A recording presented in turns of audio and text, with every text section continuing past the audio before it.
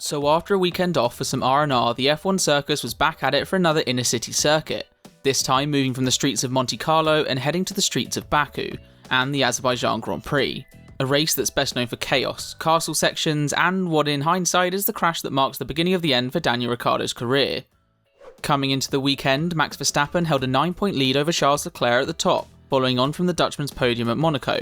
and just 2 spots back, Sergio Perez was closing in on them both, having secured victory around the Principality. No thanks to Ferrari, who were the first team to throw away a 1-2 start at Monaco since, well, Ferrari back in 2008. And then at the bottom of the standings, in what's becoming more of a reminder than actual news, Nicholas Latifi was still in 21st place. Hey guys, it's Taran and welcome to the On Track channel and to round 8 in Azerbaijan. Now before we get going, do make sure to give the video a thumbs up if you enjoy it always helps out with YouTube's algorithm, and also subscribe if you're wanting to see some more F1 content. Now with that out of the way, let's get into my honest review of Formula 1 and the 2022 Azerbaijan Grand Prix.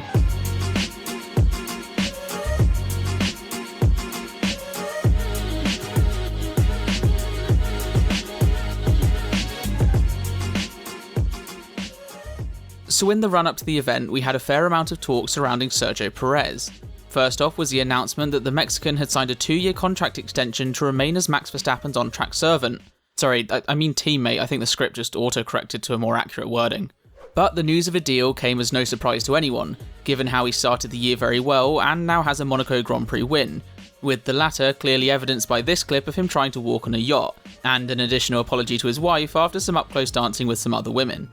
But by the time of the announcement, the deal was kind of already known, as he only went and told the world following the race in Monaco, not realising his "I signed too early" comment would be picked up by a microphone.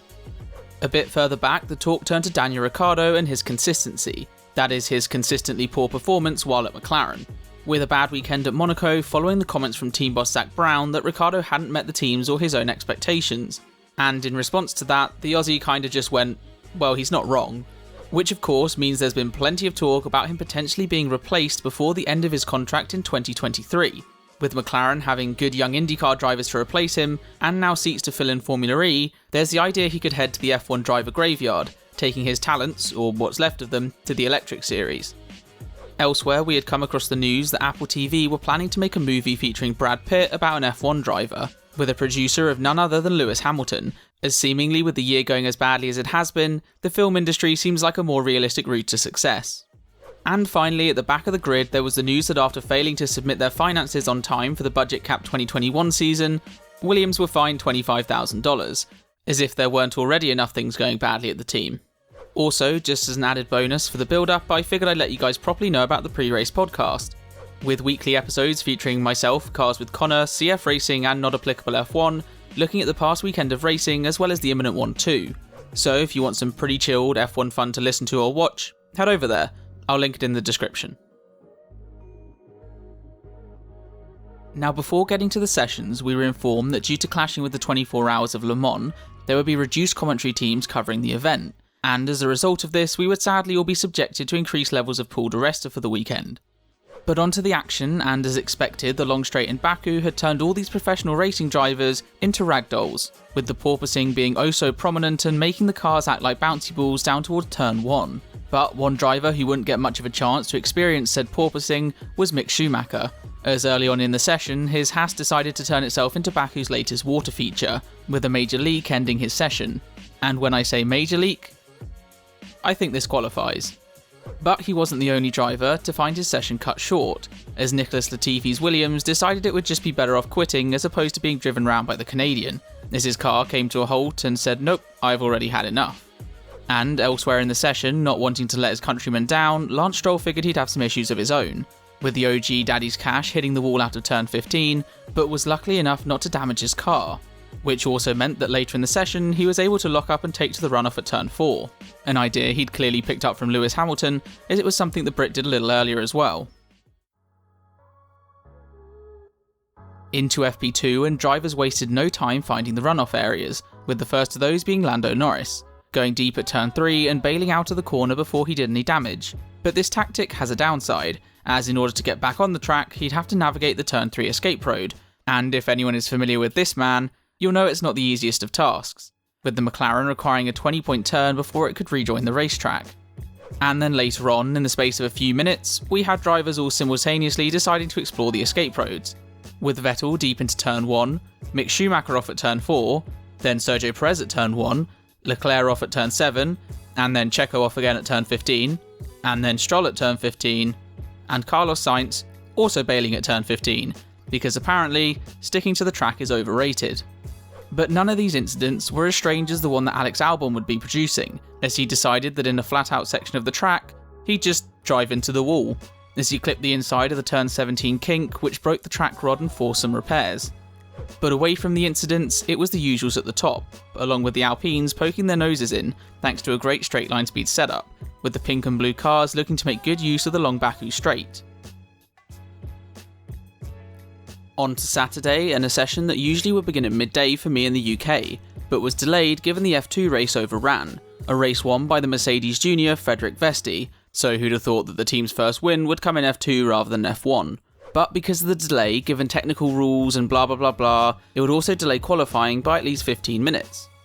So into the session, and while fans were eager for quali day, the teams seemingly weren't, with just a handful of cars bothering to use the first 20 minutes. But one of the teams that did was Mercedes, and while they looked to have upped the straight line speed from Friday, there were still issues. I am of course referring to the cars, making it look like Hamilton and Russell were at a heavy metal concert, as the porpoising was still bad along the monster start-finish straight. But other than cars improving their lap times, FP3 didn't deliver many incidents, until the last few minutes, with Valtteri getting stuck for a little while down at turn 3, and Charles Leclerc ticking off the item seemingly on every driver's bingo cards, going off into the runoff at turn 15.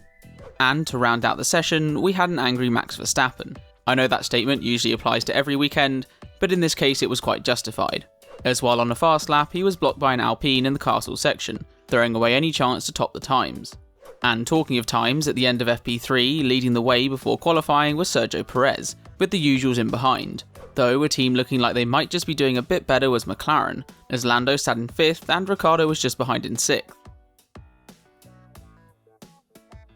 So into qualifying, where we had the previously mentioned delay, allowing the commentary team to tell us about how the session could run into the sunset more times than we're reminded about being a SkyQ or Skyglass customer. But once underway, it was a case of cars setting multiple laps, making sure they got a good time on the board, as at Baku, crashes are inevitable, with Lance Stroll taking it upon himself to cause the first main incident, as he sent his Aston Martin nose first into the barriers at turn 7, but managed to reverse out and carry on remarkably unscathed, along with not bringing out a red flag. That was half a lap later, as this time he locked up at turn 2 and hit the wall, stopping the session with just 2.5 minutes to go. And those last couple of minutes, well, the word madness springs to mind, with about 15 cars all trying to get around the track in what was effectively a one-lap race to the final corner. But for anyone behind Alonso, well, it wouldn't matter, as not only did he back them all up to try and make them miss the flag, he also took the escape road at turn 15, bringing out yellow flags for all those in behind, with both Haas cars and both Williams drivers joining Lance Stroll out in Q1. On to Q2, and Sebastian Vettel was showing us all how indestructible the Aston Martin front wing was, as, like his teammate a session earlier, he went nose first into the barriers before carrying on with the session. But he wasn't the only one to be making contact with the wall, as Charles Leclerc clipped it on entry to turn 7, and Max Verstappen did so on exit. But as usual, those two were safely through, without any trouble. Which wasn't the case for Lewis Hamilton, as is just kinda the norm now, with his Mercedes only being taken into the top 10 after completing his final run, previously sitting down in 11th place. But two drivers not making it into Q3 were those driving McLarens, with Norris and Ricciardo out in 11th and 12th place, joined by Esteban Ocon along with both Alfa Romeos. On to Q3, and it was Carlos Sainz leading the way after the first runs, with Leclerc in behind and then Perez in front of Verstappen, with the driver provisionally in 5th being Pierre Gasly, but while leading the rest of the pack was a whopping 8/10 off of 4th place. But as we all know, the final runs matter, and one person having a heck of a lap was Charles Leclerc, the Monegasque heading straight to the top after 2 purple sectors, which was an important lap for Ferrari after Sainz scraped the wall on his, which rendered it, well, kinda useless. And over at Red Bull, they had no answer, with Max Verstappen getting up to P2 before he was displaced by his teammate, leaving Charles Leclerc on pole position. On to lights out, and a good getaway for those not named Charles Leclerc, as Sergio Perez went up the inside into turn 1 in order to take the lead. But as the front of the pack settled down, we had our first penalty handed out at the back, with Nicholas Latifi being given an almost instantaneous 10-second stop-go for a mechanic touching the car after the 15-second warning, as if he needed another reason to be 40 seconds off of the car in front. But back to where it really mattered, and it was pretty clear early on that Red Bull had the fastest car, with Perez slowly pulling away from Leclerc and Verstappen chasing the Monegasque, looking to have a go at passing each lap. And in behind them was not Carlos Sainz, as the hydraulics in his car gave up on lap 9, forcing the Spaniard to pull over and retire from the race. But at least they still had Leclerc in the podium places. This retirement brought out a VSC where a number of cars took the chance to come in and change their tyres, which didn't work out well for Lewis Hamilton, as after spending the opening lap staring at Pierre Gasly's rear end, he was now looking at an Aston Martin, having been jumped by Vettel in the pit stops. But that wouldn't last too long, as after successfully chasing and passing Esteban Ocon, well, Seb fancied some turn 3 runoff, leaving Hamilton to be stuck behind Esteban Ocon's rear wing for the second race in a row.